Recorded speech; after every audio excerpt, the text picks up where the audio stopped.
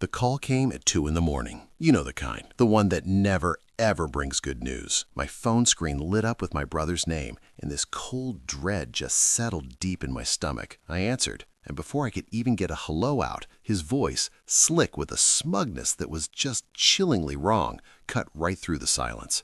"Mom died," he said, his tone totally flat, with zero actual grief in it. "Funeral's on Friday." Then he added, with this little triumphant lilt in his voice, "Also, I thought you should know, the lawyer read me the will. I get everything. You get nothing." He let that hang in the air, a final nasty twist of the knife. But as the silence stretched on, a strange thing happened. I smiled. My brother, Mark, and I were never close. He was the golden child, the one who stuck around, the one our mother in her last years leaned on for everything. I was the one who'd moved a few states away from my career, the one who had to schedule calls and plan visits weeks in advance. To anyone looking in, Mark was the perfect, dutiful son. He took Mom to her doctor's appointments. He handled her bills. He held her power of attorney. He'd always make a point of telling me how overwhelmed he was, what a burden it all was.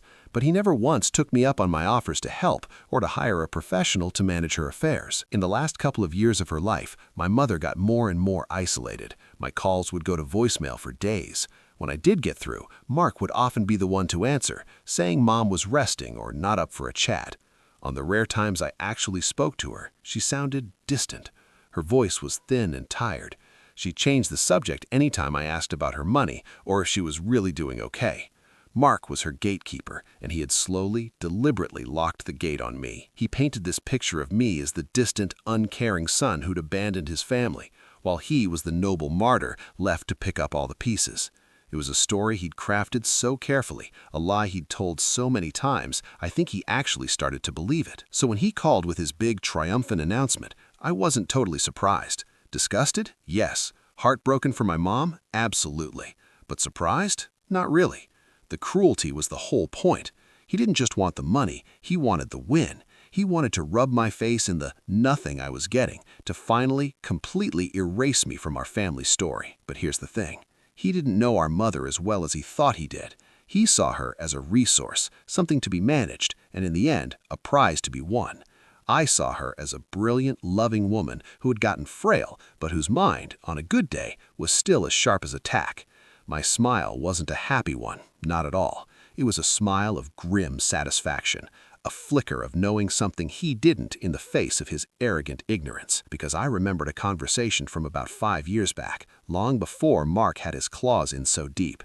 Mom called me after a little health scare. She was worried, not just about her health, but about Mark. "He's a good boy," she'd said, a phrase she used way too often. "But he has a grasping nature. He sees what he wants and he just takes it." Then she lowered her voice, like she was telling me a secret. "If anything ever happens, and if Mark ever tries to pull a fast one, you remember my love for Edgar Allan Poe, especially the part about the old bank on Main Street." It was such a bizarre, cryptic thing to say. When I pushed her on it, she just laughed and changed the subject. At the time, I kind of brushed it off as a moment of medication-fueled confusion. But now, with Mark's voice still echoing in my ear, that weird little memory felt like a lifeline. And this is where the story gets really wild. I went to the funeral, of course. I watched Mark play the part of the perfect grieving son, soaking up condolences and bragging about how he was going to carry on Mom's legacy. Afterwards, he held this small gathering at his lawyer's office where he proudly presented a recently dated will. It was signed with a shaky, nearly unreadable signature and named him as the sole beneficiary. He claimed Mom had a moment of clarity in her final days and wanted to reward the son who was actually there for her. It took everything I had to just keep my face neutral. The second I got home, I got to work. Edgar Allan Poe, the old bank on Main Street. It didn't take a detective to figure it out. The old Merchants and Farmers Bank on Main Street had a Poe family descendant as one of its founders, a little piece of local trivia Mom absolutely loved. More importantly, it was a bank that offered private, non-reporting safe deposit boxes for over 100 years. Getting into that box was the first hurdle. As the supposed sole heir, Mark had control of everything. When I tried to petition for access, he blocked me at every single turn. His lawyers buried me in paperwork, claiming I was just a disgruntled, money-grubbing sibling trying to harass a grieving family. They argued the statute of limitations was already running out. But they underestimated me, and they really underestimated Mom. I hired my own estate litigator, a woman with the tenacity of a bulldog. We argued for something called equitable tolling, a legal idea that says the clock on your right to challenge something stops if the other person is actively hiding information from you. Because of Mark's fraud and concealment, the judge actually agreed to hear my case. Armed with a court order, I walked into that bank vault. The clerk pulled out a long-forgotten box from the very back. The key, one I'd found taped to the bottom of Mom's old jewelry box that Mark hadn't even looked through, slid in perfectly. Inside, there wasn't any treasure or jewels, just a single, thick envelope. My hands were shaking when I opened it. Inside was my mother's real will, professionally drafted 10 years prior by her old family lawyer and properly notarized. It split her estate, a pretty sizable sum from my dad's life insurance and her own smart investments, right down the middle. 50% for me, 50% for Mark. But that wasn't all. Tucked behind the will was a handwritten letter in my mother's strong, clear script from years ago. "Dearest son," it began, "if you're reading this, my worst fears have come true, and your brother has let his greed swallow his love. I'm so sorry. I'm attaching the statements from a separate investment account I opened in your name as a trust. I've been putting money into it for years. That is yours and yours alone, and he knows nothing about it.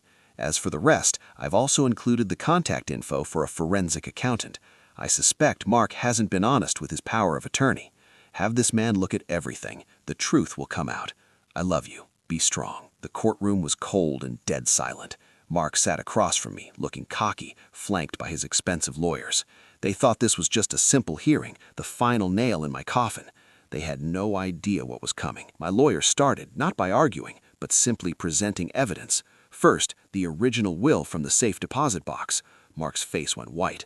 Then, a sworn statement from a handwriting expert confirming the signature on Mark's new will was a forgery, and a poorly traced one.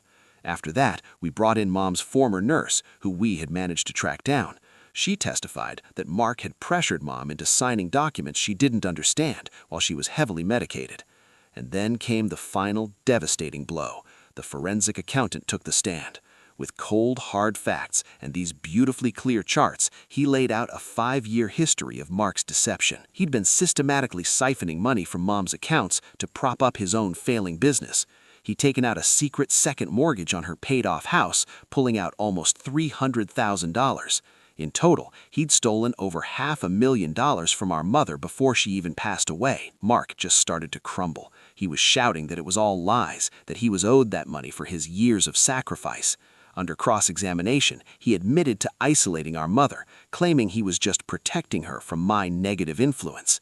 With every single word, he was digging his own grave deeper. The judge just watched, his face like a stone mask. When it was all over, the verdict was swift and brutal. The forged will was thrown out, the original will was admitted to probate, and Mark was removed as executor and found personally liable for breach of fiduciary duty. The fallout was immediate. The judge ordered Mark to repay every single dollar he had stolen, plus interest and all the legal fees. The court slapped a lien on all his assets, his house, his cars, his business. He was forced to sell everything just to start paying back the estate he tried to steal. The DA's office also opened a criminal investigation into him for fraud and elder abuse. He called me once after the judgment. His voice wasn't smug anymore. It was this pathetic, sniveling whisper. He begged me to help him, to tell the lawyers to stop, to give him a little of the inheritance for old time's sake. I just let him finish, and when he was done, I said, "You told me I get nothing, Mark, and for the first time in your life, you were right. You get nothing from me." Then I hung up. It's been a year now. After the estate was finally settled, I got my half, plus that secret trust account my mother had so wisely set up for me. I used some of the money to buy our family home, a place that's now finally cleansed of Mark's toxic presence. I fill it with friends and laughter and light, all the things he tried so hard to snuff out. I also started a small foundation in my mother's name that provides free legal help to families fighting against elder financial abuse. As for Mark, he's a broken man. He lost his house, his business, and every last friend who had enabled his greed. He lives in a tiny apartment across town, working some menial job to pay off the massive debt he owes to the estate, which is my estate now. His greed was his downfall. That smile he heard on the phone that night wasn't just a reaction, it was a promise that the truth, my mother's truth, was going to have its day. And that's my story. It was a long, painful road, but in the end, justice was served. It really makes me wonder, what would you have done if I were you? How would you have reacted to a phone call like that? Let me know what you think in the comments below. I'm genuinely curious to hear your take. Thanks for listening. If you found this story compelling, do me a favor and hit that like button, subscribe to the channel for more stories like this, and don't forget to ring that notification bell so you never miss an update. I'll see you in the next one.